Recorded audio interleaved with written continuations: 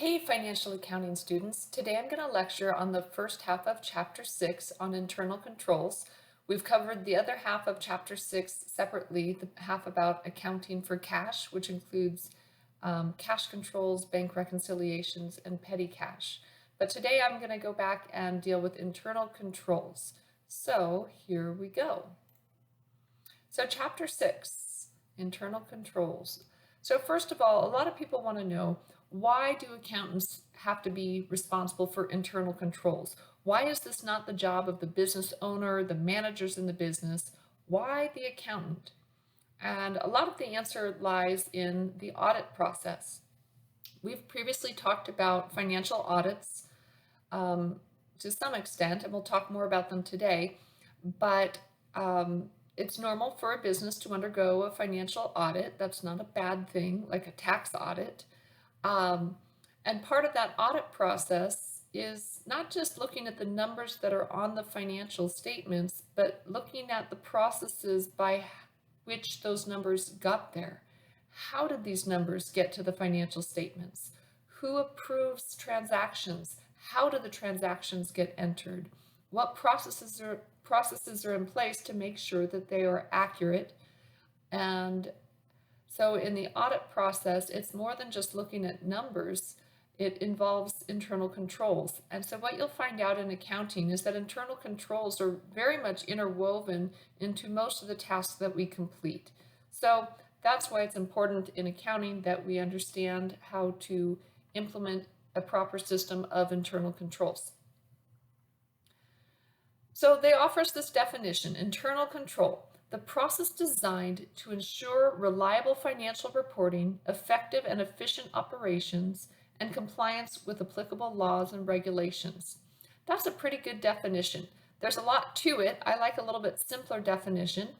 I'm going to skip over all the COSO section. That is for your reading enjoyment. Don't let me stop you from reading your textbook, but I want to get to this. So this is a little bit simpler definition: internal controls, policies and procedures to provide assurance that enterprise objectives are accomplished. And they've divided it into two categories: accounting controls and administrative controls.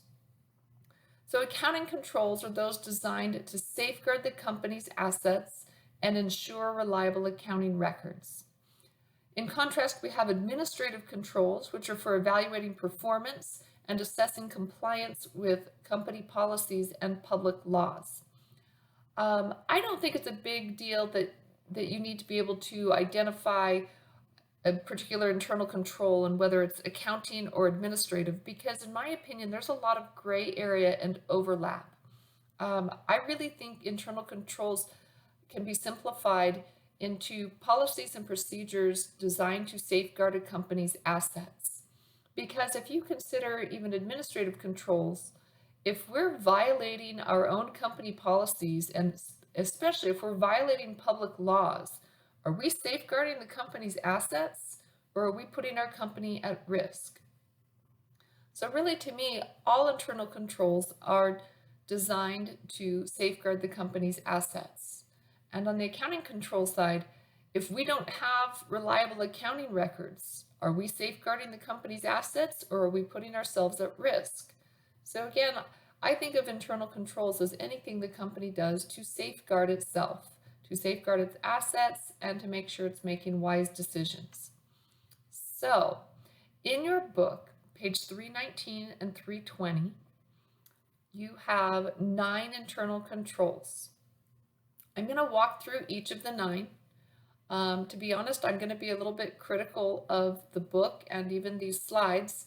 For some of them, the text does a great job explaining what the internal control is. And for others, it is definitely lacking, and I'm going to try to fill in those blanks for you. So the first one, segregation of duties, also called separation of duties. That can be used interchangeably, segregation or separation of duties. So when the duties are segregated, the work of one employee can act as a check on the work of another employee. That doesn't mean that every task is done twice. It doesn't mean that 2 people are doing the same work.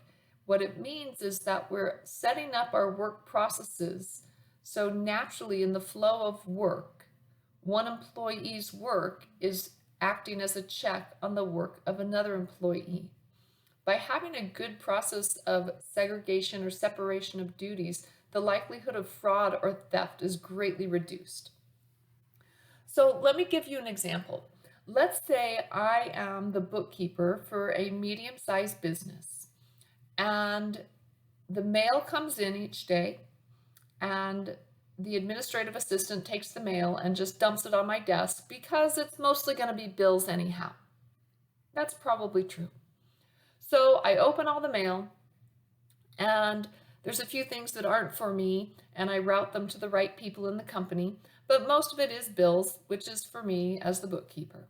So I go ahead and I enter all the bills into our accounting system as accounts payable, and when it's time to pay those bills, I issue checks, and then those checks have to be signed by the CEO of the company. Not me, I'm just the lowly bookkeeper. So there's a segregation of duties there, that I enter the bills and prepare the checks, but somebody else has to sign those checks. I can't do that on my own. So question for you, do you think that that segregation of duties is good enough? There definitely is a segregation of duties there, but is it going to be effective? And let me tell you, I certainly don't think that's good enough. Now, of course, this is a hypothetical example. It's not true. But let's say that my cousin has been sending in an invoice each month for $1,000 of consulting services. Consulting services that were never provided. It's completely fake. So my cousin sends in this invoice every month, and I process it with the rest of the accounts payable, and I issue a check for $1,000 each month to my cousin, and then my cousin keeps $500 and gives $500 to me as a kickback. Is this system of segregation of duties going to be good enough to prevent that type of fraud? And I would say probably not. If you've seen a CEO sign a stack of checks, I will tell you I'm underimpressed. Often they just flip up the bottom corner of the check and quickly sign it. Other times they don't even sign it. They hand it to their administrative assistant to stamp their signature on it. So knowing that, let's be realistic. That segregation of duties is not going to be highly effective. Let's talk about a better system. So when the mail comes in, the administrative assistant should sort the mail and route it to the proper person in the company. And to be clear, bills should not go straight to the bookkeeper. They should go to managers to be approved. So each bill that comes across my desk needs to already be approved by an appropriate manager that authorized that work that requires payment. So when I receive the bills, they've been approved by appropriate managers. Then I enter the bills into the accounting system, and I pay the bills. So I issue checks when it's appropriate. And then those checks, not only do they have to be signed by somebody else, the CEO, but they have to accompany an approved invoice. So if the CEO is honestly not going to look at the checks and match up the names and the dollar amounts, then maybe another administrative assistant does need to do that, matching the checks, the amount, and the payee name to an approved invoice. That would stop this type of fraud that I gave an example. That's definitely more work. That's a more burdensome process, but is it worth it to stop very basic fraud? Most medium-sized businesses would say yes. When we talk about small businesses, it becomes a little bit more complicated, but often we're not stealing money from other people. In a very small business, we'd be stealing that money from ourselves, so it wouldn't necessarily make sense. So when we talk about segregation of duties, it's about essentially splitting up the work so that our work is naturally checked by somebody else, that I don't have complete autonomy to receive the bills, pay the bills, and send out the checks without a few different sets of eyes reviewing and approving the work that I'm doing. So that's segregation of duties. Quality of employees. This one seems like a no-brainer. Hey, when you're given the chance, you should hire good employees instead of bad employees. Well, that seems pretty obvious, but what is a quality employee? So here the text is suggesting that a quality employee might be somebody who's capable of being cross-trained. The ability of cross-trained employees to substitute for one another prevents disruptions in the workplace. Well, that's good, but that's not necessarily an internal control. We don't want disruptions in the workplace. But to make that an internal control, the idea would be that we might use some form of job rotation. So we want to have employees that are of good enough quality that they can be cross-trained to substitute for one another and potentially rotate to different jobs. Why is job rotation important? First, job rotation is not appropriate for all jobs or job titles. It's appropriate in certain situations, often in medium to large-sized businesses.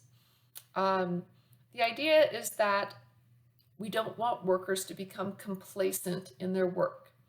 Boredom or complacency leads to sometimes just basic errors and carelessness, but also it can lead to fraud, theft, and deeper problems. When employees are bored in their work, when they don't feel challenged, not only do they lose productivity, they make more mistakes, but they also tend to be resentful of their company.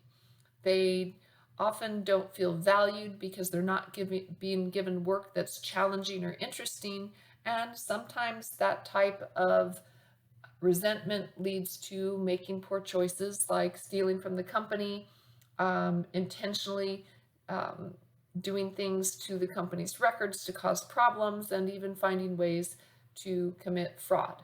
So an employer's job isn't to make sure that all of the employees are having fun and are never bored at work. That's not the point. But what we do know is that boredom on the job is not good for the company.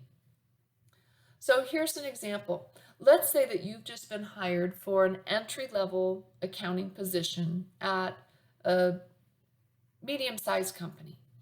And I can tell you that this entry-level accounting position, it's going to be pretty boring.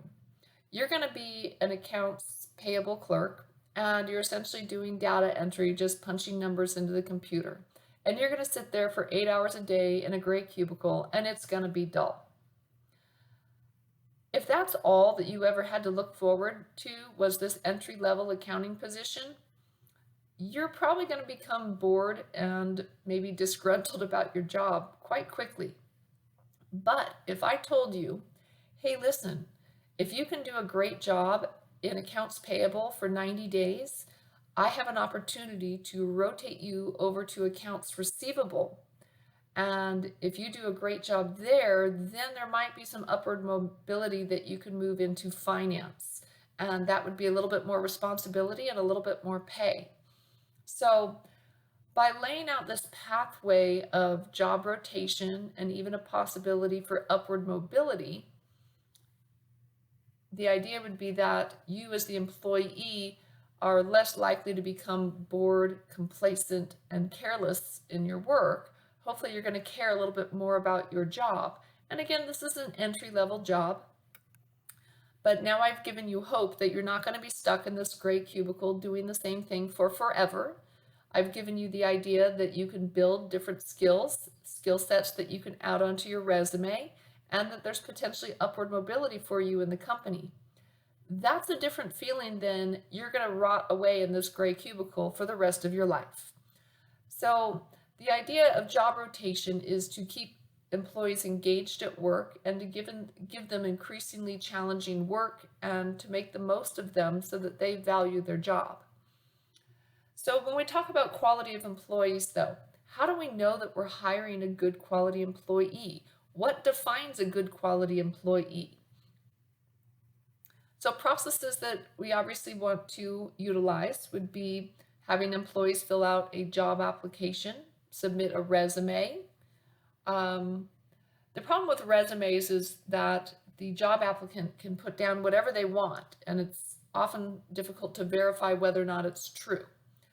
They can give us references, But again, when we call their references, they're not allowed to say much legally. They need to keep it short and sweet, oftentimes limited to simply verifying the person's job title and dates of employment. So that can be a bit challenging. What are other ways that we can determine the quality of an employee? Maybe a good, thorough interview process. A lot of interview processes are too short and surface level, and you often don't really get to know the employee. But if we're hiring for a professional position, an employee that we're hoping to keep for a long time, it's worth investing in a longer interview and spending some time with the person and getting to know them before we hire them. So more thorough interviews. Oftentimes, employers these days will actually search an employee on social media to see what kind of person they are outside of the workplace. So it's important for you as students to be aware that employers do look at those things. It's important for you to have a good reputation online and in person. So that should definitely create some awareness about what you put out there. If you've got pictures of yourself at a wild party from last weekend, you might want to take that down off of social media. So employers are using different methods these days in terms of verifying the quality of employees before they hire them. So definitely something to look for. But what we know is that good quality employees are helpful to the company also in terms of reducing employee turnover. Employee turnover means that we hire people and they don't stay long, and then we have to hire more people and train them, and then they don't stay long. Companies with high employee turnover often have other problems. Not only is it costly, but it's also disruptive, and the company should really look at why they have such high turnover. So quality of employees is definitely an important internal control in that it can lead to job rotation. Bonded employees, this is definitely connected to quality employees. Here the idea is that a fidelity bond provides insurance that protects a company from losses caused by employee dishonesty. So a fidelity bond is like an insurance policy on a specific employee. To become bonded, the employee's background is thoroughly investigated, and the fidelity bond company would determine that procedure. I will say that not all positions can or should be bonded. Oftentimes, job positions where you potentially have a lot of access to important information or to money or documents, but the barrier to entry is somewhat low.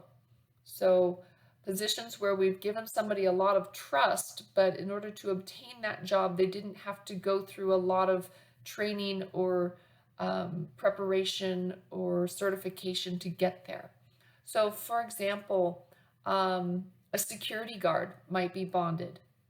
They've gone through some basic training to become a security guard, but we've entrusted them with access, with keys, with some level of authority in terms of watching over our business. But do we really know much about them?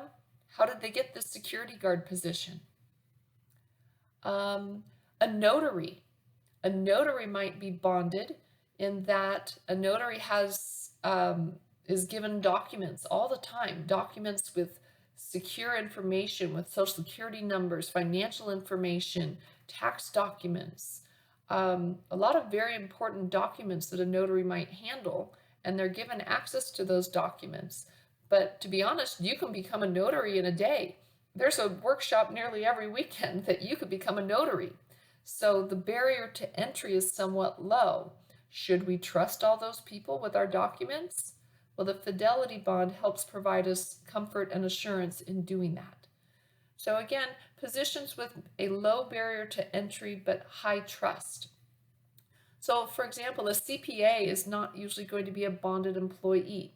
A CPA has gone through years and years of education and certification, ongoing continuing education and ethics requirements, And all of that, it also includes background checks and fingerprinting before they become a licensed CPA. So typically a CPA is not a bonded employee. But that said, sometimes a bookkeeper or a tax preparer is.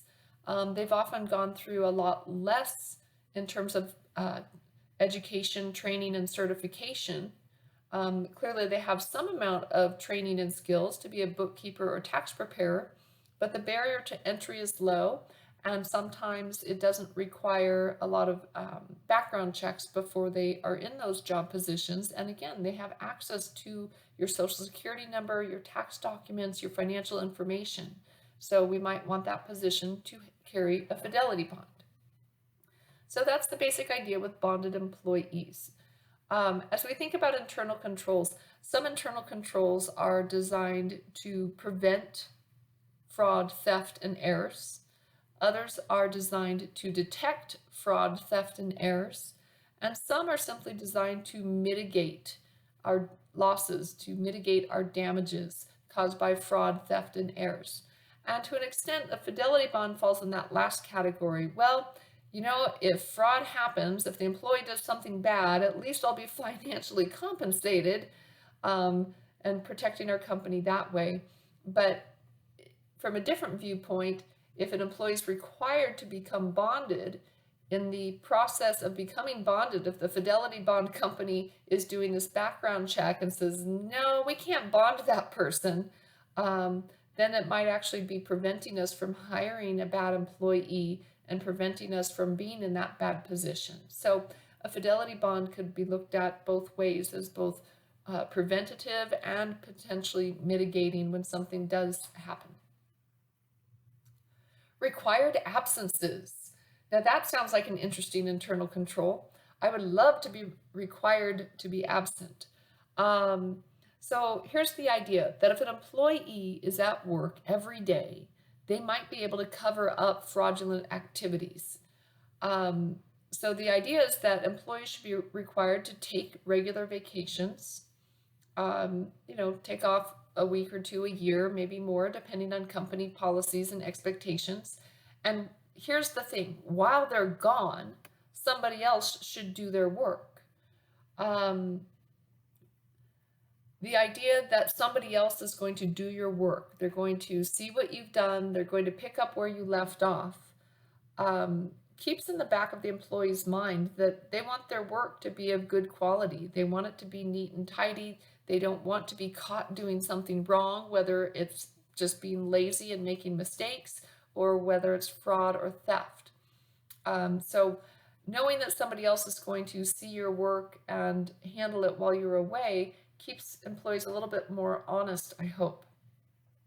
I could say the same of job rotation as well, going back to quality of employees. If you know that your job is going to be rotated to somebody else, again, it might make you a little bit more aware and careful in terms of doing quality work, preventing errors, but it's also in the back of your mind that, somebody's watching. I don't want to be caught, and you might be more cognizant about temptations to commit fraud or theft. So required absences are important because when somebody is there every day, there's this potential that they can hide something. It seems like every couple of years I hear some story about an employee that was the most loyal employee and never missed a day of work in 25 years. And it turns out that that employee was stealing from the company every day for 25 years and felt compelled to be present so as to cover it up. You hear these kinds of things and think, why didn't somebody catch that? Why didn't somebody prevent that? Required employees to take a badly needed break, to take a vacation for a week and come back refreshed and renewed is healthy for the company and it's healthy for the employee. So that's the idea with required absences. Procedures manual. This is a tricky internal control. Unfortunately, I don't often see it implemented well, I think is the difficult part. Companies should have a procedure manual that details the processes within the company. Here they're speaking specifically to accounting. They say accounting and other important procedures should be written in a procedures manual. And here's the kicker. Just having a procedures manual is not an internal control. The internal control is that management needs to follow up to see that those procedures are actually being followed. That is the internal control. Unfortunately, what I see happening in business is companies don't write fantastic procedures manuals. They're either too short and sweet, and they're not actually a procedures manual, or they're really long and bulky, and employees don't read them. They just refer to them only when they need to. So sometimes I'll see a procedures manual that says, 1, arrive to work on time. 2, no denim. 3, take a 30-minute lunch. And 4, no smoking. Well, that's not a procedures manual. That's simply a list of rules. And it's good to make those rules known, but a procedures manual is much more than that. A procedures manual points you to the process by which to complete a task. How do I deal with this problem? How do I deal with this task? What are the steps to be followed? So that would all be laid out in a procedures manual. Some companies go overkill on that, and their procedures manual is so detailed that it becomes unreadable and unbearable, and employees only look at it when it's absolutely necessary. So that's not a wisely used procedures manual either. So hopefully companies can find a way to come up with a useful procedures manual that provides the right amount of information, that it's digestible to employees without being overly detailed. And again, the point is that management needs to follow up and check that those procedures are followed. That's what makes it an internal control. Authority and responsibility. To be honest with you, your textbook does a horrible job explaining how authority and responsibility are used as an internal control.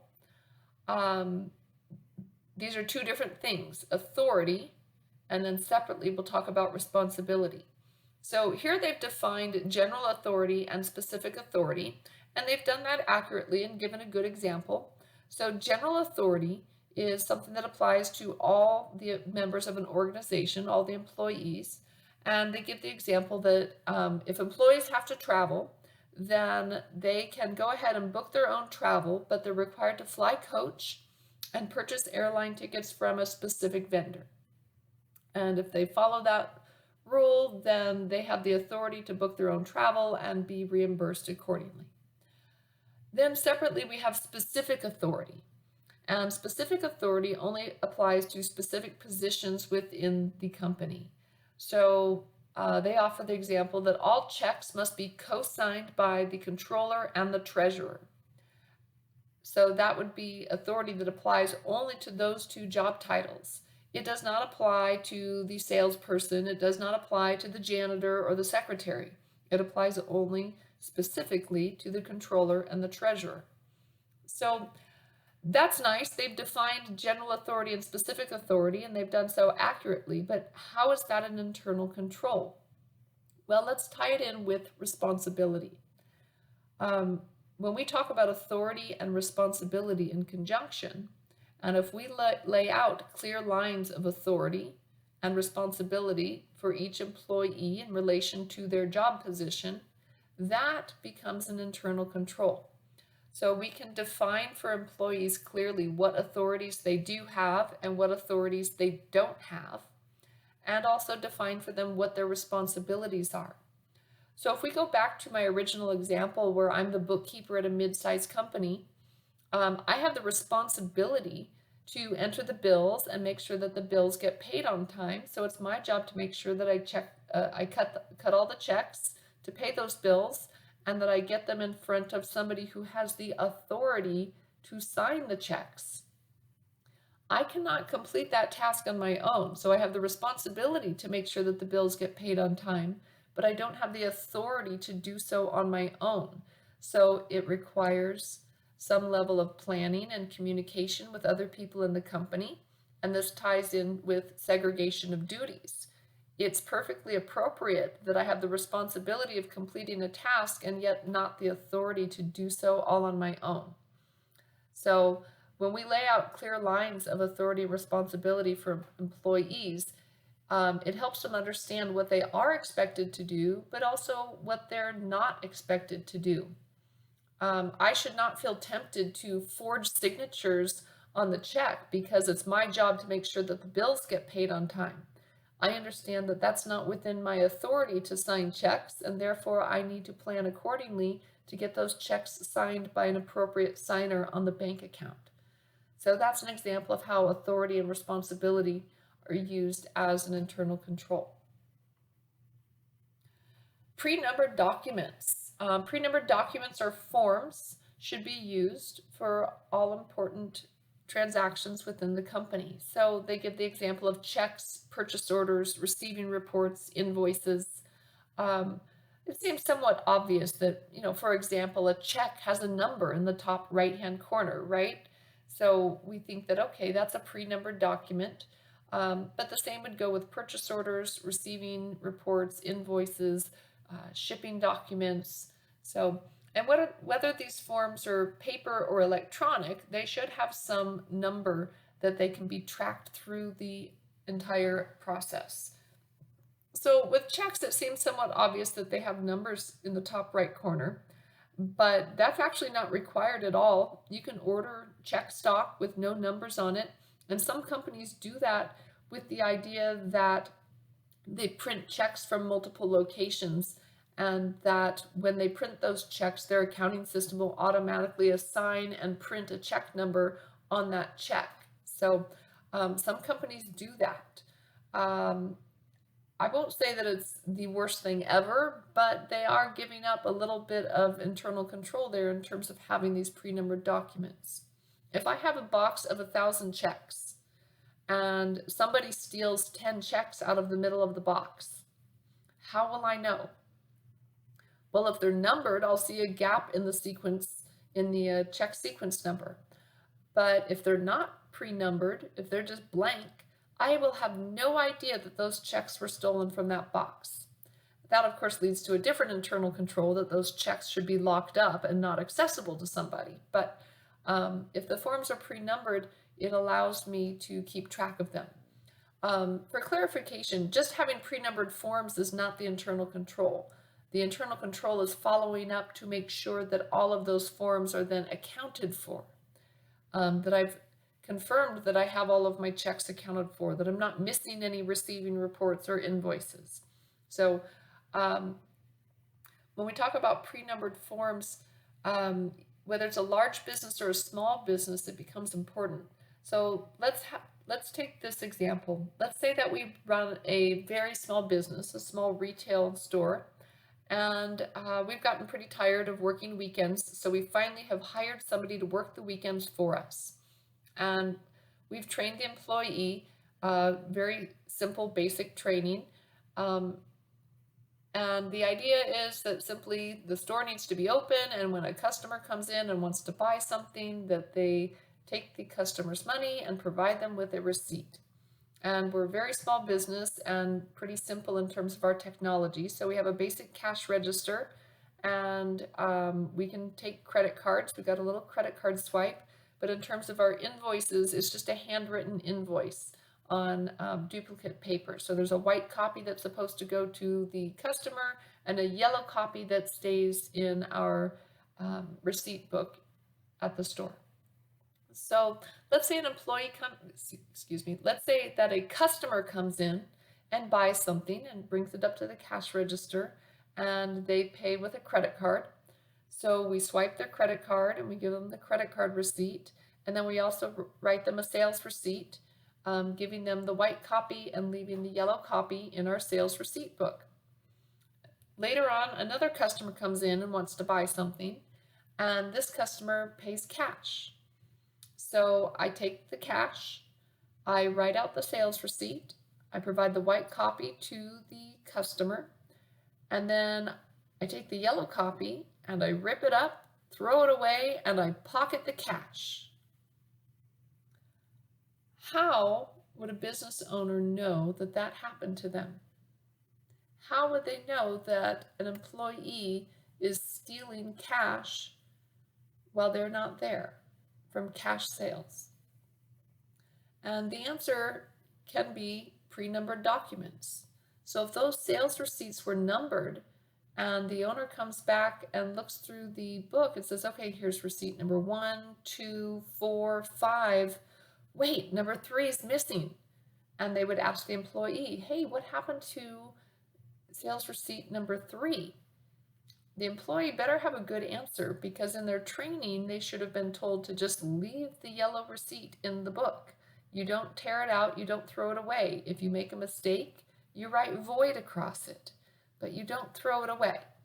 So the idea with pre-numbered documents is, to the extent that business owners or business managers check that they're all accounted for, they can catch this type of simple fraud or theft from employees that are stealing from the business.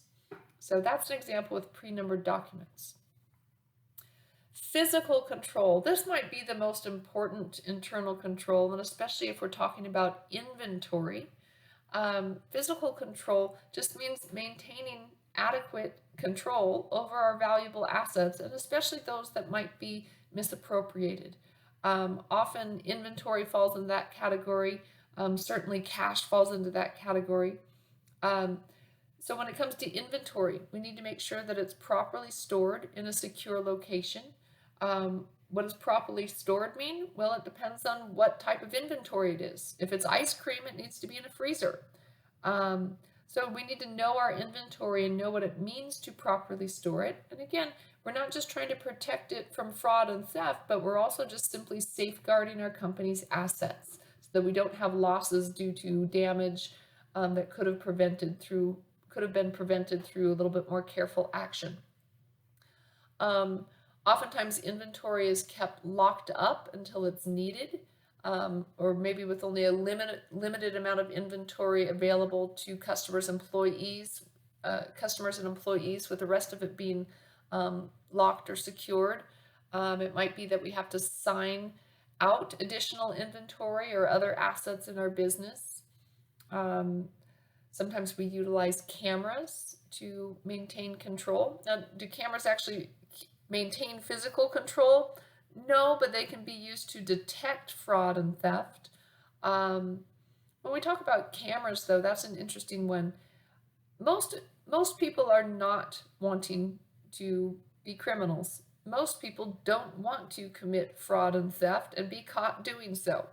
So if we put a camera on our inventory, to an extent, it's going to prevent fraud and theft. In other circumstances, maybe somebody steals and doesn't care that there's a camera pointed at them, and then in that circumstance, it would be detecting fraud or theft. So quite a few different things that we can do in terms of physical control. They also suggest serial numbers.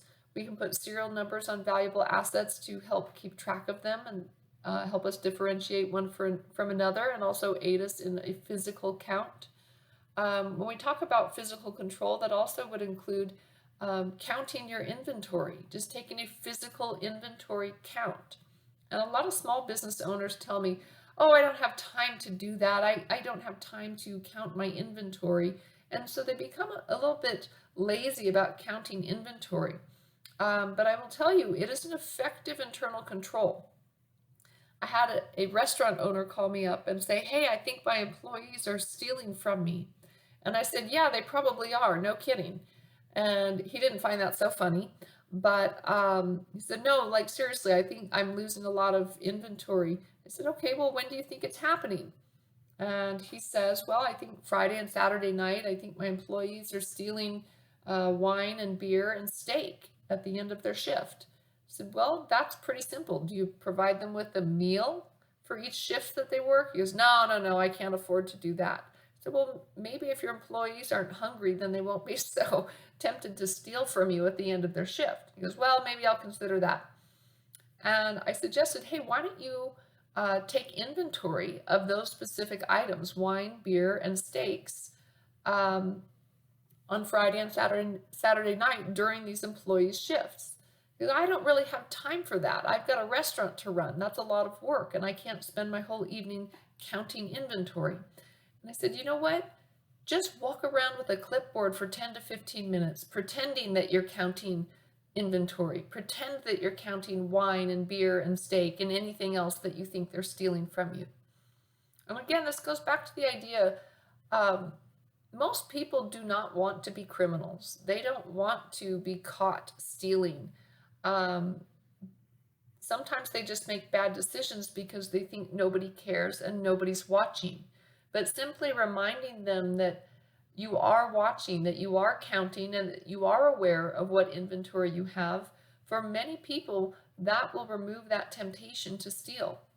So between pretending to count inventory and sometimes even putting up a security camera, a lot of basic theft can be prevented in businesses. So I heard back from this restaurant owner, and he said, well, sure enough, that solved the problem. I do not have any more missing wine, beer, and steak. Simply walking around with a clipboard and pretending to count inventory was effective. I had another business owner with a similar situation. I said, well, put in a security camera. And he said, well, I don't even have money right now to do that. And who's going to watch the security tapes anyhow? And I said, it doesn't even have to be real. Put in a good fake security camera and point it at the assets that you're concerned about. And again, this business owner reported back, said, well, it worked. It's preventing theft of those particular assets. So sometimes really basic measures to remind people that you do care about your assets, that you are watching and you are counting, can be quite effective in business. But that said, it is important that we maintain actual physical control over those assets and make sure that we have proper storage, that proper security, that things get locked up as needed. So there's a lot of directions we can go with physical control, but that's the basics. Performance evaluation. This one's an interesting one. Businesses definitely should evaluate their employees. However, what the book writes here really doesn't have anything to do with true performance evaluation. It says internal controls should include independent verification of employee performance. When they say independent verification, again, I don't think they mean the accounting term of independent, but rather that an employee's performance should be reviewed and verified.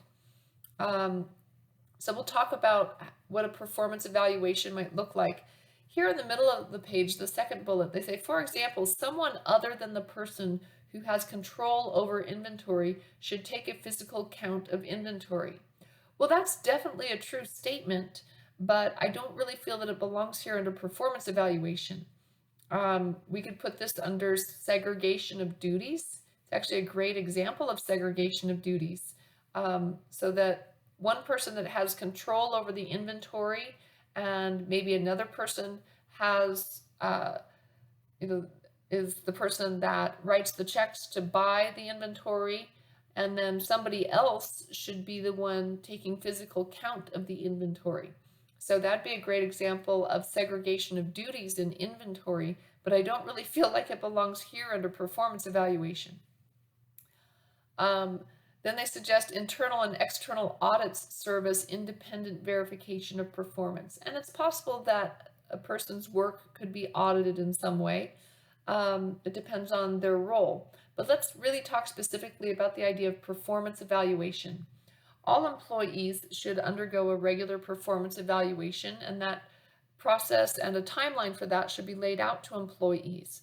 So let's say that you are a new employee with the company, and I explained to you that you're going to get reviewed every 90 days for the first couple years, and then after that there'll be a lot less in terms of performance evaluation. So 90 days go by, and I write up an evaluation, and I call you to my office, and we go through that performance evaluation. And I tell you, you're doing a great job on A and B, and for a new employee, you're really learning task C really well.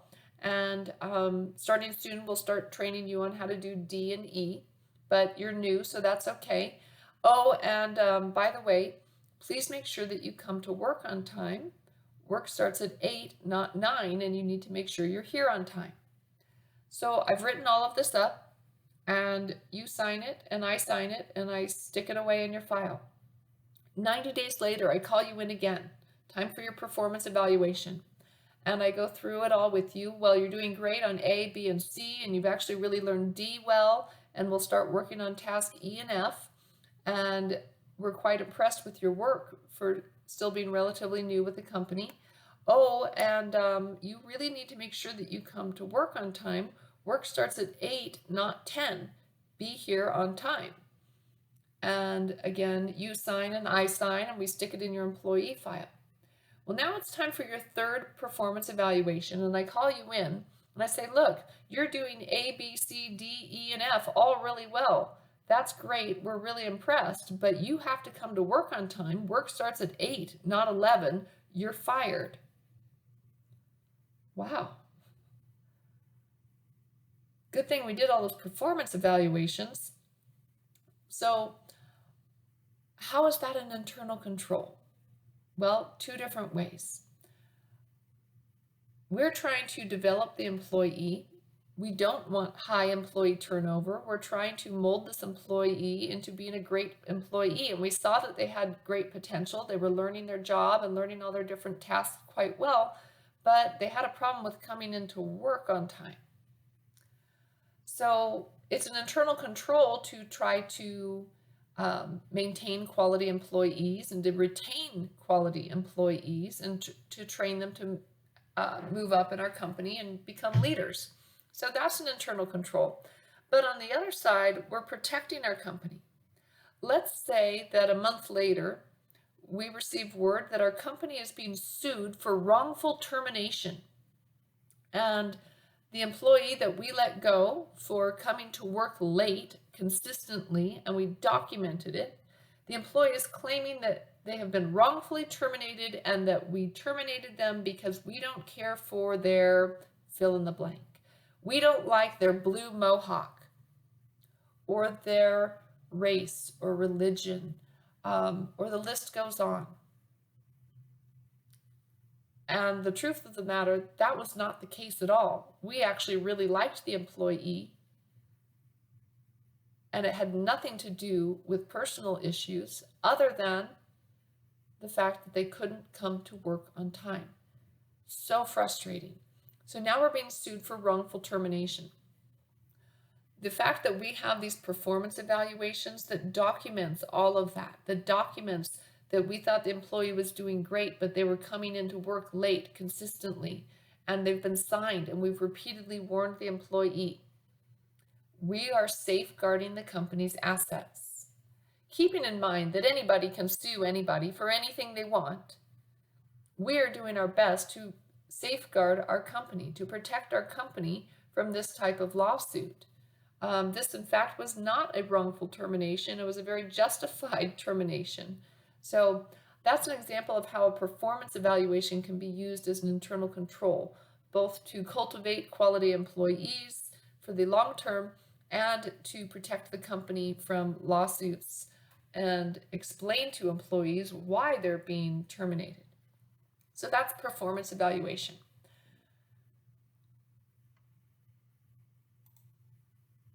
So that concludes our 9 internal controls.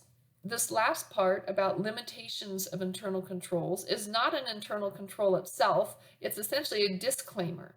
What they're saying here is that even a great system of internal controls can be circumvented by collusion among employees. Collusion is referring to 2 or more employees working together. So if we have employees that are colluding, they can hide fraud, theft. They even refer to embezzlement here. The bottom line is that no system of internal controls is going to be perfect, nor can it completely prevent fraud, theft, and errors. I think the key is that companies don't become complacent in their system of internal controls, that they frequently update it and change it as things change in their business, as technology changes.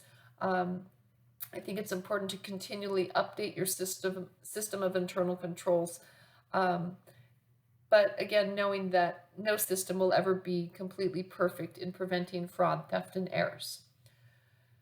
So that concludes the section on internal controls. Just a little bit more I want to talk about in terms of audits, understanding the auditor's role in financial reporting.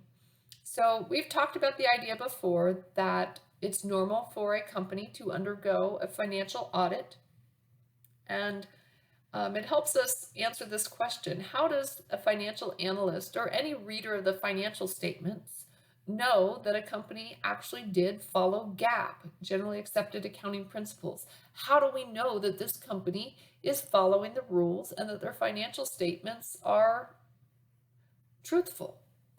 And the answer lies in the audit process. Audits are to be conducted by CPAs, certified public accountants, or at least they have to be led by a CPA, organized by a CPA.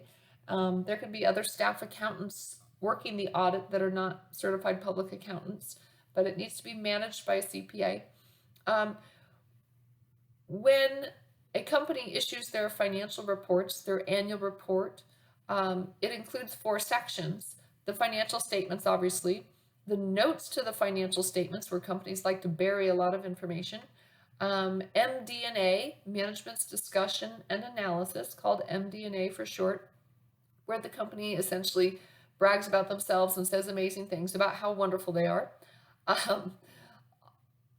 Maybe I'm being a little bit crass, but MD&A often is kind of a sugar coating of what's going on at the business. And then finally, the auditor's report. And the auditor's report essentially is going to be where the auditor expresses an opinion regarding the financial statements. When the auditor expresses that opinion about the financial statements, they essentially have 4 options that we'll cover shortly here in terms of their audit opinion. And what they're reporting is whether or not they agree that the financial statements are materially correct. And when we talk about material or materiality and financial statements, auditors are not guaranteeing that the financial statements are absolutely 100% correct, nor do they go through and check every single transaction, right? We've talked about that before, that they're only taking a sampling of the transactions. So auditors are not guaranteeing that the financial statements are 100% correct. They're indicating that the financial statements are materially correct. And when we say material, a material item is an error or other reporting problem that would influence the decision of the average prudent investor. So what we're saying is that sometimes small amounts aren't going to change the opinion of the average prudent investor. And therefore, in an audit, they might be overlooked and glossed over. It doesn't make it right to have small amounts of theft or fraud or even errors on our financials. But what the audit is focusing on is making sure that the financial statements are acceptable to be read by outside users, so investors and creditors. We want to make sure that our financial statements are materially correct so that they're not going to mislead investors and creditors to think that our company is better off than it is. So that's the role of the auditor, not to say that these are perfect, but these are materially correct. So they go through the audit process and they get to the end of the audit process and they have to issue their audit report that expresses an opinion. And they essentially have 4 different audit opinions that they can offer. Unqualified is actually the good opinion. That's the best, is an unqualified. So when we think unqualified, that means without qualification, without explanation, without any hesitation, we believe that these financial statements are materially correct. So unqualified actually is the good opinion here. That's a different use than if you applied for a job and I said, I'm sorry, but you're unqualified for the job. I should actually say that you're not qualified for the job. Unqualified means without any explanation or hesitation. So that's unqualified, and that's the best opinion. The second opinion is qualified. So we could say that the financial statements appear materially correct with these qualifications, with these explanations. So we'd have a list of audit findings and a couple things that we're concerned about, but management has essentially satisfied us and has made a few adjustments, and the financial statements are good enough. So that's qualified. And then adverse. Adverse is bad. If you get an adverse audit opinion, that's just straight up bad. In the audit process, the auditors are going to come to management with their audit findings and give management the opportunity to address those audit findings, to correct those numbers on the books to the extent that there's fraud, theft, and errors. They might offer advice on how to correct their system of internal controls and help them with policies and procedures to make sure that such things don't happen again. To come up with an adverse audit opinion, things have to be quite bad. So that would be quite serious if you got an adverse audit opinion. I wouldn't invest in a company that has an adverse audit opinion. It means that their financial statements are not materially correct and they shouldn't be trusted. So that's pretty serious. And then the fourth option is actually not an opinion at all. It's rather a disclaimer. It's that I can't issue an opinion. Why would an auditor not be able to issue an opinion? Two reasons. One, they may not have enough information. Why would the auditor not have enough information? Is it possible that the company isn't turning over the documents and information that's been requested? That's a bad situation. It almost would feel like the company's trying to hide something if they've hired an auditor yet they aren't willing to provide the information. There could be circumstances in which the company is unable to provide the information requested. It could be because of bad record keeping, but it could be because of some other disaster. Maybe the company suffered some form of a flood or a fire and they lost tons of documentation. That could be an issue, and that would have to be looked at specifically. But another reason that an auditor might issue a disclaimer is that they discover in the audit process that they are not independent. For an auditor to work on a particular audit job, they are supposed to be independent. And we've talked about the word independent as a technical term in accounting, essentially meaning that they're uninfluenced by and unrelated to the company. So the auditors are not supposed to be related to or influenced by the company in any way. And there's actually quite stringent independency tests. And sometimes they seem pretty far-reaching. But that should be done before the audit happens. But it is possible that an auditor finds out during the audit process that they are not independent. It would be unusual, but it certainly could happen, and that could result in a disclaimer of opinion and essentially having to hire a different auditor and start over. So those are your 4 different audit opinions. When it comes to CPAs, confidentiality is really important. It's obviously part of the code of ethics for CPAs. But what's important about that in relation to audits? Auditors are coming into a company and potentially have information, sometimes very sensitive information, and ethics and specifically confidentiality rules would indicate that an auditor should not disclose any information that they have required as a result of their accountant-client relationships. However, they could be required to testify in a court of law. So they don't have what's called attorney-client privilege, but they are expected to maintain confidentiality in the form of accountant-client relationships. The SEC, Securities and Exchange Commission, is a government agency that establishes and enforces accounting rules for publicly traded companies. So publicly traded companies have to follow the reporting rules of the SEC as well as GAAP, including undergoing an annual financial audit. But a few more hoops to jump through and extra paperwork, but that is part of being a publicly traded company is slightly increased regulation through the SEC. So we'll touch more on that in a later chapter about the SEC and regulation in chapter 11. And then Finally, we've got Sarbanes-Oxley, SOX for short. After a couple audit failures, we talked about the Enron audit failure, and also around the same time there was several audit failures around that same time in the early 2000s. So the result of that was this legislation, Sarbanes-Oxley, SOX for short. Prior to that, the SEC had left a lot of the regulation and oversight of the audit process to the AICPA. After SOX established what's called peekaboo. I know in accounting we love letters and acronyms. I know it doesn't spell out peekaboo perfectly, but it's the Public Company Accounting Oversight Board.